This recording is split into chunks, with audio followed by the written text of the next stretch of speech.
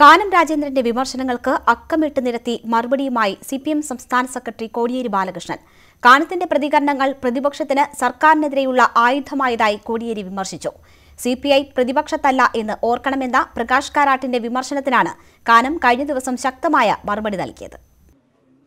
ഒട്ടും പ്രകോപിതമല്ലാത്ത ഭാഷയിൽ എന്നാൽ വിമർശിച്ചും പരോക്ഷമായി പരിഹസിച്ചും തന്നെയാണ് കോടിയേരി ബാലകൃഷ്ണൻ സിപിഐയുടെ വിമർശനങ്ങൾക്ക് മറുപടി നൽകിയത്. നിലമ്പൂരിലേത് വ്യാജ ഏറ്റുമുട്ടൽ അല്ല. വ്യാജ ഏറ്റുമുട്ടൽ എന്ന് പ്രചരിപ്പിക്കുന്നത് ഒരാളെ പിടികൂടി പോലീസ് കസ്റ്റഡിയിലെടുത്ത് എവിടെയെങ്കിലും കൊണ്ടുപോയി വെടിവെച്ച് കൊന്ന് ഏറ്റുമുട്ടലിൽ മരിച്ചു എന്ന് പ്രചരിപ്പിക്കുന്നതാണ് വ്യാജ ഏറ്റുമുട്ടൽ. ഇവിടെ ഈ രണ്ടുപേരെ പോലീസ് കസ്റ്റഡിയിലെടുത്തു എന്ന് മാവോയിസ്റ്റുകൾ പോലും ആരോപിച്ചിട്ടില്ല.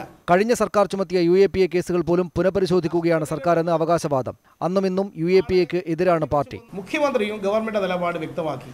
ഒരു കാരണവശാലും UAPA ദുരുപയോഗപ്പെടുത്തുകയില്ല എന്ന് മുഖ്യമന്ത്രി വ്യക്തമാക്കി. നേരത്തെ അത്തരത്തിൽ UAPA ചുമത്തിയ കേസുകൾ പുനഃപരിശോധിക്കണമെന്ന് ഗവൺമെന്റ് DGPക്ക് നിർദ്ദേശം കൊടുത്തു. വിവരാവകാശ നിയമപ്രകാരം മന്ത്രിസഭാ തീരുമാനങ്ങൾ പൂർണ്ണമായി നൽകാനാകാത്തത് കോടതി നിലപാട് കാരണമാണ്. നേരത്തെ ഇത് സംബന്ധിച്ച് സുപ്രീം കോടതിയിൽ നിന്നും ഡൽഹി ഹൈക്കോടതിയിൽ നിന്നും വിധി ഉണ്ടായിട്ടുണ്ട്.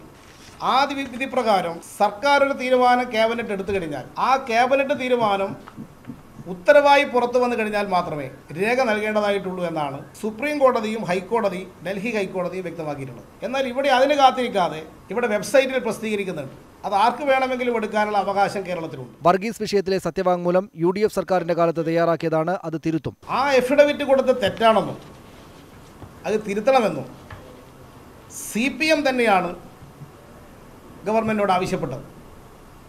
അതിൻ്റെ അടിസ്ഥാനത്തിൽ തിരുത്തൽ നടപടികൾ ഹൈക്കോടതിയിൽ സ്വീകരിച്ചു വരികയാണ്.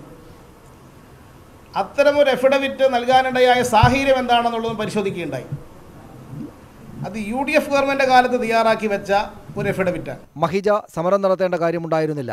വളയം നന്ദിഗ്രാമാക്കാനുള്ള പ്രതിപക്ഷ ശ്രമത്തിനെതിരെ അവിടുത്തെ നാട്ടുകാർ തന്നെ രംഗത്ത് വന്നിട്ടുണ്ട്. DGP ഓഫീസിന് മുമ്പിൽ സമരം ഇരുന്നപ്പോൾ അവർ സ്വാഭാവികമായും എല്ലാവരെയും അവിടെ റിമൂവ് ചെയ്യുക എന്നതാണ് ചെയ്യുന്നത്. ആ നിലയിൽ മഹിജയെയും അവിടെ നിന്ന് റിമൂവ് ചെയ്യുകയാണ് ചെയ്തത്. മൂന്നാറിൽ സബ് കളക്ടറെ തടഞ്ഞത് CPMകാർ അല്ല, കയ്യേറ്റമൊഴിപ്പിക്കാൻ സഹായിക്കുകയാണ് ചെയ്തത്. സബ് കളക്ടർ പോലീസിനെ നേരത്തെ അറിയിക്കാതിരുന്നത് ശരിയായില്ല. ഇതുപോലുള്ള നടപടികളിലേക്ക് സബ് കളക്ടർ പോകുമ്പോൾ പോലീസിനെ ഔദ്യോഗികമായി അറിയിച്ച് പോലീസിനെ കൂടെ കൊണ്ടുപോവുകയാണ് വേണ്ടത്. രമൺ ശ്രീവാസ്തവയ്ക്ക് ക്ലീൻ ചിറ്റ്. അദ്ദേഹത്തിനെതിരായ ആരോപണങ്ങൾ ഇപ്പോൾ നിലനിൽക്കുന്നില്ല. മുഖ്യമന്ത്രിയുടെ ഉപദേഷ്ടാവാക്കുന്നതിൽ തെറ്റില്ല. ഈ പറയുന്ന സംഭവമെല്ലാം LDF ഗവൺമെൻറ് അദ്ദേഹത്തെ DGP ആക്കുന്നതിന് മുമ്പുണ്ടായ സംഭവങ്ങളാണ്. ഇപ്പോൾ പറഞ്ഞിരിക്കുന്ന സംഭവങ്ങളൊക്കെ ആ സംഭവങ്ങളെല്ലാം അദ്ദേഹം പൂർണ്ണമായിട്ട് കുറ്റവിമുക്തി നേടുകയും ചെയ്തൊരു ഉദ്യോഗസ്ഥനാണ് അദ്ദേഹം. മുഖ്യമന്ത്രിക്ക് മുതലാളിമാരുടെ ഭാഷയാണ് എന്ന് പറഞ്ഞത് കാനം ട്രേഡ് യൂണിയൻ നേതാവായതുകൊണ്ടുള്ള ശൈലിയായി കണക്കാക്കിയാൽ മതി. അദ്ദേഹം ഒരു ട്രേഡ് യൂണിയൻ നേതാവായതുകൊണ്ട് അങ്ങനെ ഒരു പ്രതികരണം നടത്തിയതായിരിക്കാം. പ്രകാശ് കാരാട്ടിന്റെ വാക്കുകൾ ദുർവ്യാഖ്യാനം ചെയ്യപ്പെട്ടു. ഇതേക്കാൾ വലിയ തർക്കത്തിന്റെ കാലം മുന്നണി കടന്നു പോന്നിട്ടുണ്ട്. 2009 ലോക്സഭാ തെരഞ്ഞെടുപ്പ് കാലം ഓർമ്മിപ്പിച്ച് മറുപടി. അന്ന് വെളിയം ഭാർഗവനായിരുന്നു. അത് അന്ന് എല്ലാവരും തീരുമാനിച്ചില്ലേ ഈ മുന്നണി പോകും. അങ്ങനെ ചില സന്ദർഭങ്ങളിൽ അഭിപ്രായ വ്യത്യാസമൊക്കെ ഉണ്ടാവും. അത് വെച്ചിട്ട് നിങ്ങൾ വലിയ മനപ്പായസം ഉണ്ടണ്ട. സമൂഹ മാധ്യമങ്ങളിലാണെങ്കിലും പാർട്ടി അംഗങ്ങൾ പാർട്ടി നിലപാടേ പറയാവൂ എന്ന് MA ബേബിയുടെ പേരെടുത്ത് പറയാതെ മുന്നറിയിപ്പും വിമർശവും. സമൂഹ മാധ്യമങ്ങളിൽ ഏതെങ്കിലും ആളുകൾ എന്തെങ്കിലും അഭിപ്രായം പ്രകടിപ്പിക്കുന്നത് പാർട്ടിയുടെ അഭിപ്രായമല്ല. സമൂഹ മാധ്യമങ്ങളിലായാലും പാർട്ടി സഖാക്കൾ പാർട്ടി നിലപാട് പ്രകടിപ്പിക്കണം. ബാക്കി ആരുടെ നിലപാടായാലും അത് സ്വന്തം നിലപാടായിരിക്കും. രണ്ട് മുന്നണിയിലുമായി CPMനേക്കാൾ ഭരണപരിചയമുണ്ട് CPIക്ക് എന്ന് പറഞ്ഞ് ഒന്നിലേറെ തവണ പരോക്ഷ പരിഹാസവും വിമർശവും. ഞങ്ങളെ ഭരണകാര്യത്തിൽ ഞങ്ങളെക്കാൾ അവർക്ക് കൂടുതൽ പാരമ്പര്യമുണ്ട്. ഞങ്ങൾക്ക് അത്രത്തോളം ഇല്ല. ഇപ്പോൾ അതിൻ്റെതായ ചില കുറവുകൾ CPMൻ്റെ ഭരണപരമായ കാര്യങ്ങൾക്ക് സംഭവിക്കുന്നുണ്ടെങ്കിൽ അതവർ ചൂണ്ടിക്കാണിക്കട്ടെ.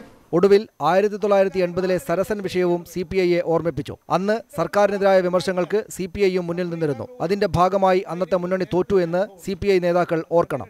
കരുണാകരൻ മുഖ്യമന്ത്രിയായൊക്കെ സരസൻ തിരിച്ചു വന്നു. ആ സരസനെയാണിങ്ങനെ കൊന്നു കുഴിച്ചിട്ടു, പെട്രോൾ ഒഴിച്ചു കൊന്നു എന്നൊക്കെ പ്രചരിപ്പിച്ചത് അവിടെ കൊല്ലത്ത്. അതിൻ്റെ കൂടെ അന്ന് CPI നിന്നു. പിന്നീട് ഇലക്ഷൻ വന്നു. ഇലക്ഷൻ വന്നപ്പോൾ എന്ത് സംഭവിച്ചു? CPIയും CPM ഉൾക്കൊള്ളുന്ന മുന്നണി പരാജയപ്പെട്ടു. News desk, News 18.